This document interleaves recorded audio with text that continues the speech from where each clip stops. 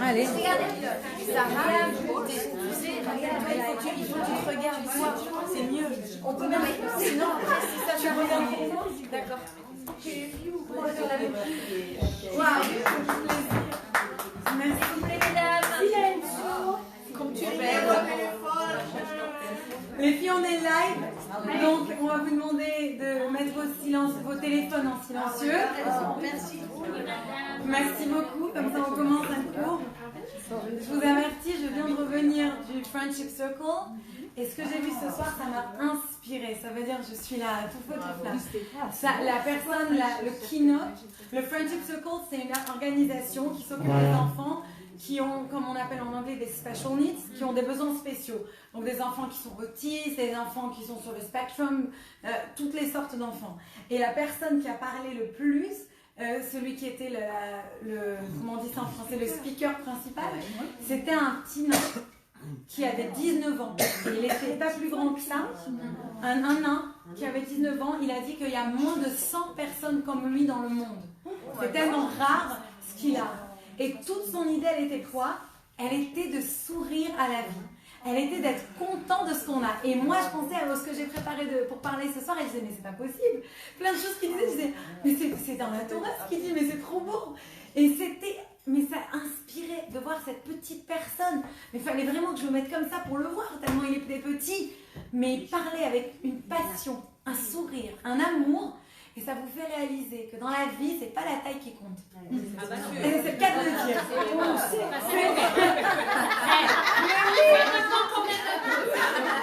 Je veux pas dire, mais bon. C'est un Américain, mais c'est un juif américain. Et d'ailleurs, il a fait des TED Talks. Je peux trouver son nom après, vous le donner. Mais c'était magnifique. Il disait qu'il a passé un moment dans sa vie où il voulait mourir. Quand il était adolescent, il a dit dès qu'il a commencé le lycée, high school, les autres enfants étaient horribles avec lui, mais horribles. Il y en a qui lui ont dit, pourquoi t'es pas déjà mort? Si tu ne tues pas, je viens demain, je t'envoie une bombe sur ta tête, petit nain, mais des mots affreux. Il a dit que vraiment, il a vu le trou noir. Il pensait qu'il devait mourir, il pensait qu'il valait pas la peine de vivre sa vie. Et malgré tout, il a dit qu'il y a 15 ans, c'est là qu'il a fait son premier TED Talk, et là, il a réalisé ce qu'il pouvait faire, ses capacités. Donc, il a réalisé qu'il valait pas quelque chose par rapport aux autres, mais il valait quelque chose par rapport à ce que lui pouvait offrir au monde. Et donc, il a changé la perspective, comment il a vu sa vie. Mais c'était tellement beau de l'entendre parler. Ça veut dire, j'étais à côté d'une fille qui vient d'habitude au cours, mais qui était justement là-bas ce soir, et elle me disait, mais c'est pas possible. Mais j'ai honte de me plaindre, mais j'ai honte de dire ça.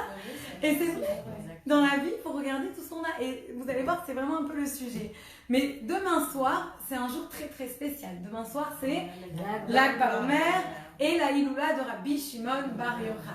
Et c'est pas n'importe quel jour. Vous n'allez pas seulement allumer une bougie, vous allez être très très joyeux et prier Dieu parce que c'est un jour qui emmène beaucoup de bonnes choses, beaucoup de brachot.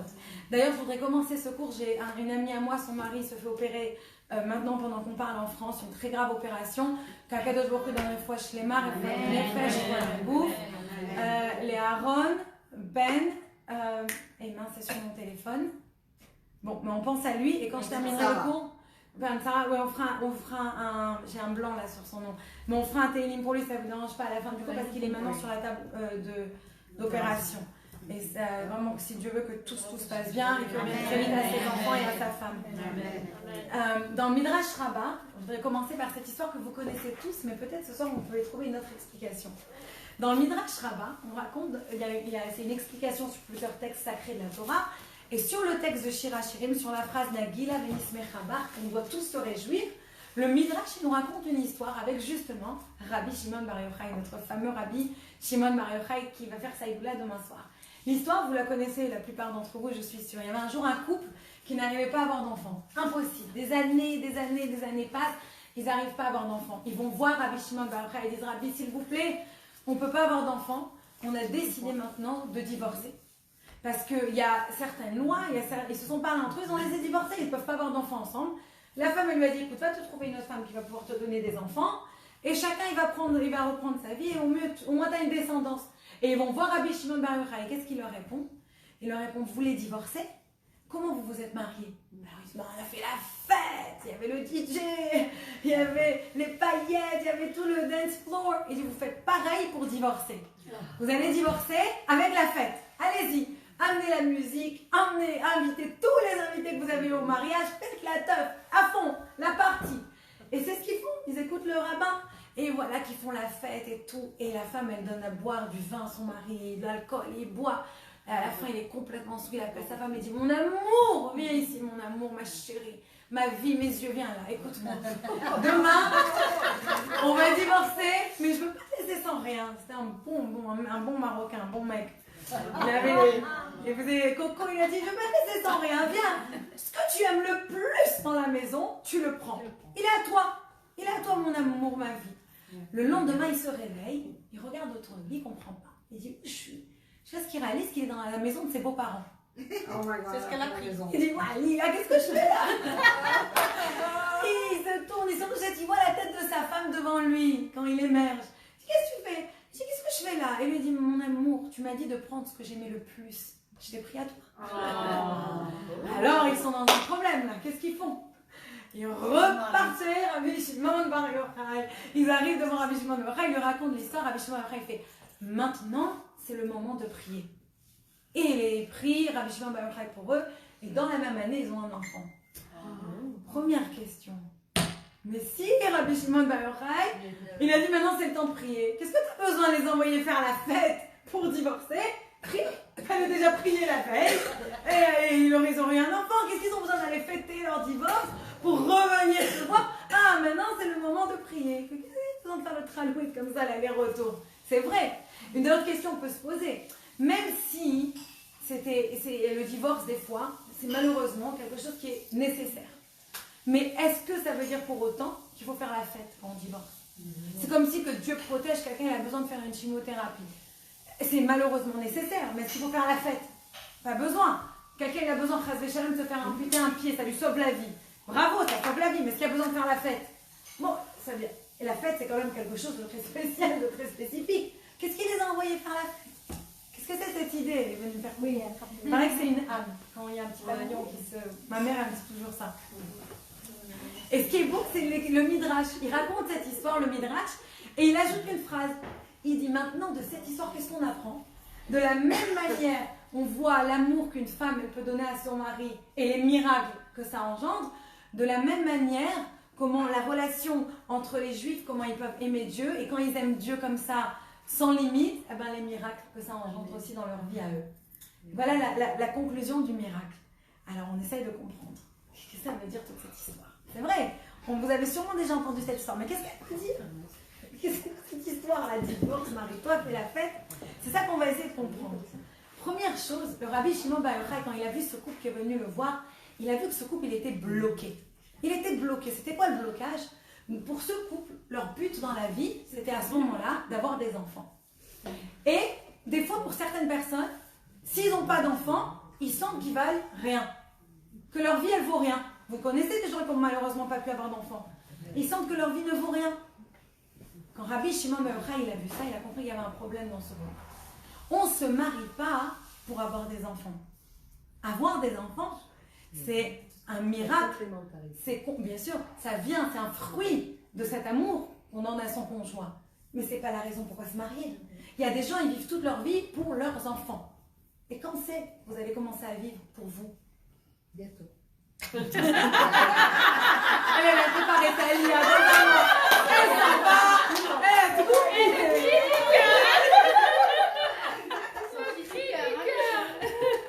C'est révélateur. Hein. Mais oui, sorti du cœur. Rabbi Shimon Bar Yochai, il a compris que ce couple-là, il avait justement rien compris à ce que c'est un mariage. Qu'ils avaient oublié de se connecter l'un avec l'autre. Ils avaient oublié de se trouver leur amour. Un mariage, c'est une confiance l'un à l'autre, c'est une complicité l'un à l'autre, c'est une sensibilité l'un avec l'autre, c'est un amour qu'on partage. C'est pas juste pour avoir un but dans la vie. On partage les choses. Avant d'emmener les enfants, on crée quelque chose d'abord entre nous. C'est ça toute l'idée du mariage. Et c'est ça qui fait qu'on va être successful, qu'on va réussir notre éducation avec nos enfants et notre mariage. Ça, c'est la première chose. Rabbi Shimon Bar Yochai, il a vu que ce couple, il n'avait pas ça. Ils avaient un but. Et quand leur but, il ne se réalisait pas, ben, le couple n'existait plus. Qu'est-ce qu'il a fait? Il les a envoyés faire la fête. Il les a envoyés redécouvrir cet amour, cette confiance. Et une fois qu'ils ont redécouvert ça, seulement après, ils ont pu ouvrir, si vous voulez, un ustensile, un kéli pour recevoir la bracha. Ça a débloqué la situation. Et c'est seulement là qu'on a pu prier et avoir des enfants. Ça, c'est la première leçon qu'on a prise. Pourquoi ça arrivait de Rabbi Shimon bar Yochai? Rabbi Shimon bar Yochai, c'était quelqu'un qui prenait tout le temps l'amour de son prochain. Ça veut dire tout le temps, son focus, c'était, on dit en français le focus, oui. Je ne sais même plus comment on parle. Oui. Tout son focus, c'était justement les relations entre une personne et une autre personne. C'était que tout n'était pas juste quelque chose qui est avec un but dans la vie, mais tu dois t'arrêter et connecter avec une autre personne. Ça, c'est la première chose que Rabbi Shimon bar Yochai, il a vu dans ce couple-là et qu'il avait compris. Et c'est ça qui a débloqué à ce moment-là la situation. Maintenant, pourquoi il leur a demandé donc de faire cette fête-là? Il y a toute une histoire. Pourquoi cette fête? Qu'est-ce qui était tellement fort et tellement important dans leur relation? C'est qu'il y a des gens qui ont un peu... C'est pour ça que le Midrash, il compare ça à une relation entre nous, les Juifs, et Dieu. Il y a des gens qui ont une relation avec Dieu. C'est une relation, ils ont peur de Dieu. Et je fais la Torah et les mitzvot parce que j'ai pas envie d'aller en enfer. Moi, attention, péché. Pourquoi? Dieu, qu'est-ce qu'il va me faire? Si je fais ça, Dieu va me punir. Par contre, si je fais ça, Dieu va me récompenser. Qu'est-ce qui se passe dans cette approche, si je me permettrais de dire, tordue? C'est que le jour où tu ne reçois pas ce que tu penses que tu vas recevoir, déjà, ta foi, elle disparaît. Tu n'as plus confiance en Dieu, tu fais plus, ça ne marche pas. Et d'abord, c'est pas ça, la relation que tu dois avoir avec Hachem. On ne doit pas avoir quelqu'un qui a une relation en même temps, son couple. Je ne trompe pas ma femme parce que j'ai peur de ce qui va me tomber dessus. Tu n'as rien compris, c'est pas pour ça que tu ne trompes pas ta femme. C'est la pire des raisons pourquoi tu ne trompes pas ta femme. Parce que ça veut dire quoi? Tu la trompes, elle ne sait pas que tu l'as trompée, rien ne te va tomber dessus, c'est ok de la tromper? C'est débile. Mais il y a des gens qui vivent leur vie comme ça. Ils vivent leur vie, donc qu'est-ce que je reçois tout de suite? Ou qu'est-ce que je ne reçois pas? Quelle punition je vais avoir? Et on vit notre vie des fois avec Dieu comme ça. On vit notre vie comme cette personne qui avait qu'un but, c'est d'avoir des enfants, sans avoir des enfants, il n'y a aucune relation. Ça, c'est pas la personne, c'est pas la relation qu'un juif il doit avoir avec son créateur. Faire les mitzvot, ça vient de langage Savta Vechibo, se connecter. Chaque mitzvah, elle me permet de me connecter à une autre facette de la Kadosh Baruch Hu de Dieu.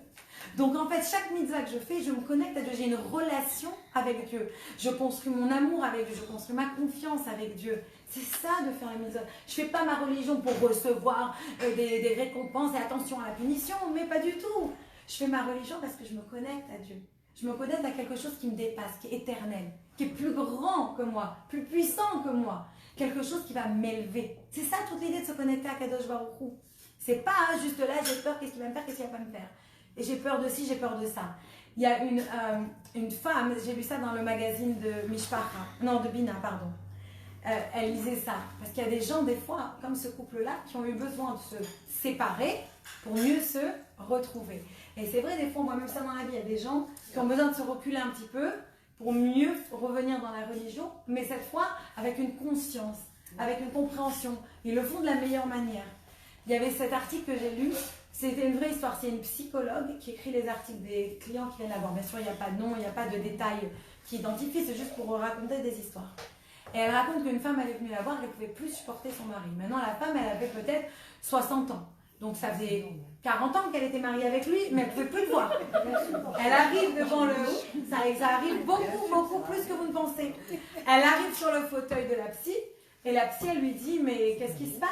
Elle lui dit, écoute, je ne peux plus me le voir. Ça fait 40 ans, les mêmes histoires, toujours les mêmes réflexions, les mêmes problèmes, les mêmes disputes. Je ne peux plus me le voir, je veux divorcer.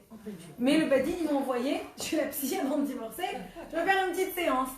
Alors la psy, elle lui a dit, écoute-moi ma chérie, 1 minute, si tu permets, on dit à ton mari de sortir. Elle a dit, ouais, je m'en fous, qu'il sorte. Elle était déjà à ce stade-là. Il est sorti, elle s'est assise en face d'elle, elle lui a dit, écoute, tu sais qui je reçois sur ce fauteuil d'habitude? Elle lui a dit, non, qui? Elle lui a dit, très peu de femmes comme toi, mais la plupart des femmes que je reçois, elles viennent me voir une fois que leur mari est décédé. Et elles pleurent. Si seulement j'avais réalisé ce qui m'emmenait. Si seulement j'avais réalisé combien en fait je l'aimais. Et si seulement, elle lui a dit, alors tu peux avoir un choix. Tu peux ou décider maintenant de peut-être essayer d'arranger cette situation dans laquelle tu vis depuis 40 ans et de voir qu'est-ce qui va bien chez ton mari. Parce que là, tu m'as dit que négatif, c'est impossible qu'il n'y a que du négatif. Viens, on essaie de voir ce qui va bien.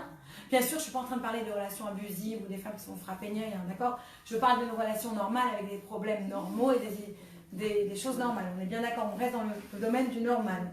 Mais elle lui a dit, viens, elle lui a dit, ou sinon, tu préfères être de la catégorie des femmes qui viennent pleurer après et regretter toute leur vie. Et là, c'est trop tard, parce qu'il ne reviendra pas. Qu'est-ce que tu veux faire? Bien sûr, c'est très simpliciste comment je vous le raconte comme ça, et avant, après, dans l'histoire. Mais l'idée, elle est là. Le couple, il avait besoin de se séparer pour réaliser ce qui lui manquait. Et des fois, avec Akadosh Baruch Hu, on fait pareil. On dit que c'est même pour ça que des fois, Dieu, il se cache de nous. Pourquoi? Parce que le fait que nous, on va aller prier et pleurer et à demander à Dieu de revenir nous bénir, ça va un peu rallumer la flamme entre nous et Akadosh Baruch Hu. Ça va nous rappeler pourquoi on a besoin de Dieu et pourquoi on aime notre Créateur. Donc c'est vraiment une idée, on comprend maintenant la réflexion du Midrash, comment il compare ça avec une réflexion d'hommes et femmes. Il y a une autre chose qu'il faut se rappeler, c'est par exemple vous avez des hommes, alors ça je vous le dis, je l'ai vu de mes yeux. Il y a une fille, une amie à moi, qui s'est mariée avec quelqu'un. Et avant le mariage, le mec il était très clair.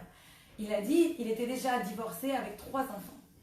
Et il lui a dit, je crois qu'elle me parle à moi, et il lui a dit, voilà, écoute, moi je te marie, parce que j'ai besoin de quelqu'un pour cuisiner pour les enfants et s'occuper des enfants. Ben, c'est quand même marié avec lui. C'est à elle que tu dois dire. Je suis d'accord avec toi. Moi je lui ai dit, mais il te dit ça avant le mariage. Bon, elle n'a pas écouté, elle s'est quand même mariée avec lui, là, malheureusement elle a divorcé.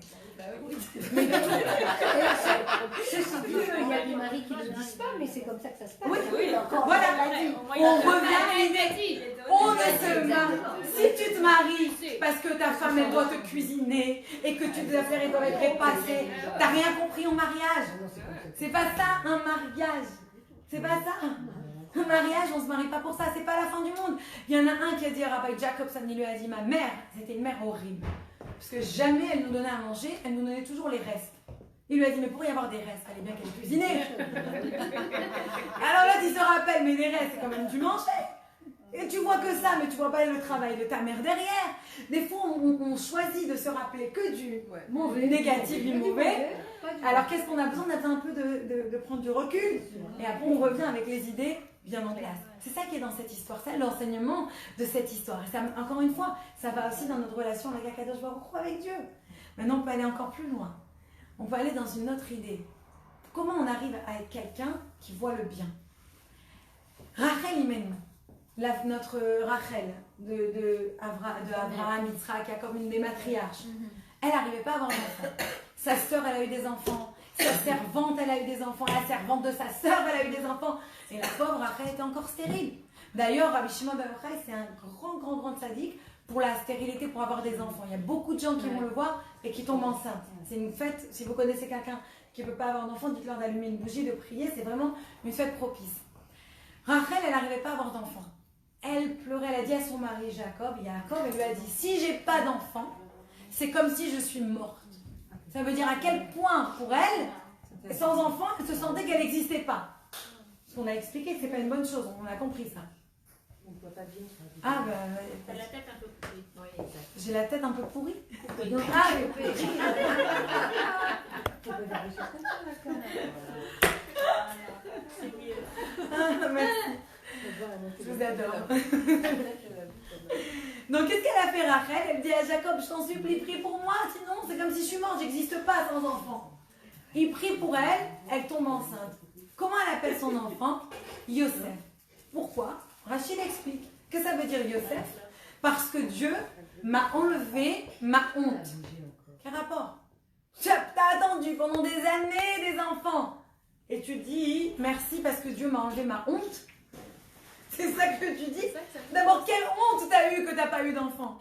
Ouais, c'est ça que Rachel explique. Quelle honte t'as eu que t'as pas eu d'enfant? Quel rapport? T'as eu honte parce que t'avais pas d'enfant? Une explication qui est vachement intéressante, marrante même, je trouve, moi. L'explication, c'est quoi la honte qu'elle a eue? C'est que des fois, les femmes, elles sont dans leur maison et la belle-mère, elle vient et il n'y a pas de gosse, d'accord? Elle vient de se marier. Et la belle-mère, elle dit, ah, c'est sale, hein? Ah là là, tu as laissé le pot de glace sur le couch, hein? À la cuisine, elle n'est pas rangée. Tant que tu n'as pas d'enfant, c'est qui la coupable? c'est toi. Le jour où tu as des enfants, tu as enlevé la honte de toi. Ah, mais c'est pas ma faute, c'est le petit. Il a laissé le pot de glace. Ah, avec le petit, j'ai pas eu le temps de ranger. C'est toute la faute du petit.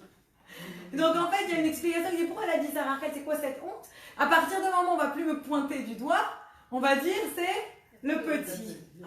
Mais Rachel, c'était une femme intelligente, c'était une femme profonde, c'était une femme intellectuelle. Quel rapport elle va nous donner une chose pareille? Il doit y avoir une raison un peu plus profonde, un peu plus différente. Elle a raison, elle est très puissante. La raison avec Rachel, elle a voulu dire le sentiment que j'ai ressenti avant de tomber enceinte, avant de pouvoir emmener mon fils, je ne veux jamais l'oublier. Pourquoi? Parce que toute ma vie, je veux être reconnaissante à Dieu pour ce miracle. Il y a des fois, tous les jours on passe, on ne se rend même pas compte que Dieu nous fait du bien. On marche, on parle, on est normal de taille, on a la santé, on se lève le matin, il y a des millions de neurones dans notre cerveau qui bougent à chaque instant, notre cœur il bat, mais oh, combien on doit dire merci à Dieu? Et combien vraiment vous dites merci à Dieu? Dans la journée, plein de fois, chaque seconde, il renouvelle votre corps, chaque miracle que Dieu vous donne.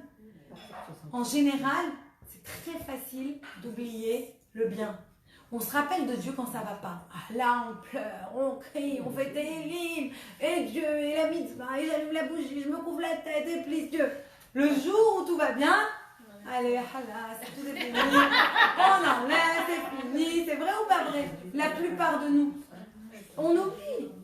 Rachel, elle a dit, toute ma vie, je ne veux pas oublier. Le jour où mon fils, il va rentrer du GAN, et il va me verser une bouteille de jus d'orange par terre, et que je vais avoir la moutarde qui va me monter au nez, parce qu'il faut tout essuyer, je me dis, merci Dieu que j'ai un enfant.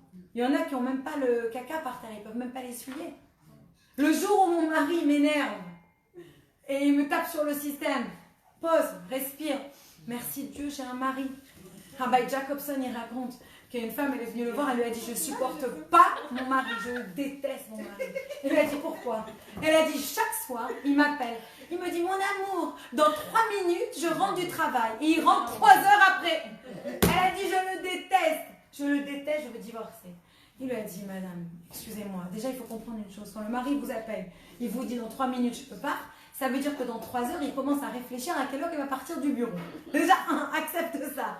Et deuxièmement, dis-toi merci que tu as un mari qui t'attend et que tu as envie de voir, parce que tu as envie de le voir. Si ça t'énerve, il ne rentre pas. Il y en a qui n'ont même pas le mari qui rentre à la maison. Dis merci Dieu. Tu peux regarder ce qui ne va pas, tu peux regarder ce qui va. Cette personne dont je vous parlais, le nain qui nous a fait le discours, il a dit, je pourrais pleurer toute la journée. Mais il a dit, c'est les cartes que Dieu m'a données. Il est petit. Alors, est-ce qu'il va pleurer toute la journée ou va dire merci que Dieu lui a donné une bonne parole, qu'il a du bagou, qu'il a du charme, qu'il peut utiliser ses forces? Sur quoi vous préférez vous concentrer? Rachel, c'était ça l'idée de Rachel. Rachel, Imenu, elle a appelé son fils Yosef parce qu'elle a dit, je ne veux jamais oublier. Merci Dieu, je ne prends rien pour acquis dans la vie. Et je suis toujours reconnaissante et consciente de chacun des miracles qui m'arrivent. Et c'est ça qui est vraiment puissant. C'est ça, chaque chose. Donc quand on réfléchit à ça, on réfléchit que même ce couple-là, s'il réfléchit, ce couple, que chaque chose qu'ils faisaient l'un pour l'autre, ils allaient être reconnaissants l'un envers l'autre. Quand on est reconnaissant, qu'est-ce que ça crée comme sentiment? L'amour. Et l'amour, la confiance, exactement, l'harmonie, c'est des cercles vertueux, c'est exactement, c'est le contraire du cercle vicieux. Alors que quand tu prends tout pour un acquis chez ton mari, par exemple, parce qu'on parle du mariage, ou ça peut être chez une amie, ça peut être chez tes enfants. Combien il y a de parents qui se plaignent de leurs enfants du matin au soir? Le jour où l'enfant il se barre en université, qu'est-ce qu'ils font ses parents? Et il revient, il chiale. C'est vrai. Pourquoi? Dis-lui merci, dis-lui que tu l'aimes à ton enfant tant qu'il est là, tant qu'il est encore à la maison. Qu'est-ce que t'attends le jour où il s'en va? Ça, c'est important dans nos relations de chaque moment, de chaque jour. C'est d'ajouter cette sensibilité, cet amour envers l'autre et de ne pas prendre les autres pour acquis. Et venez, on prend, qui peut nous apprendre cette leçon mieux que qui? Rabbi Shimon Bar Yochai. Rabbi Shimon Bar Yochai, qu'est-ce qu'on raconte? Pourquoi on fait le Homer? Pourquoi depuis Pessah jusqu'à le 33 du Homer pour certains et Shavuot pour d'autres, pas de mariage, pas de fête, pas de musique, pas de ci, pas de ça? Pourquoi? Une des raisons. Parce que Rabbi Shimon Bar Yochai, il avait 24 000 élèves. Et ces 24 000 élèves, il y a eu une épidémie. Ils sont tous morts. Rabbi Shimon Bar Yochai, je veux dire. Ah non, pardon, Rabbi Akiva. Merci. Qu'est-ce que j'aurais fait sans toi ce soir? Ah, peut-être ma fille. À gauche. Alors, À gauche, peut-être. merci, merci la Malka. poignée, Je suis la en train de... À gauche, la poignée. Donc, Rabbi Akiva. Je te remplace la prochaine fois.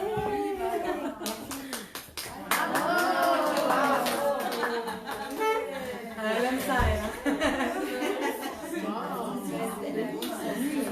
Alors, Rabbi Akiva. Sinon, mettez-vous par terre. Oh là, sur la faute des deux. Vas-y, viens.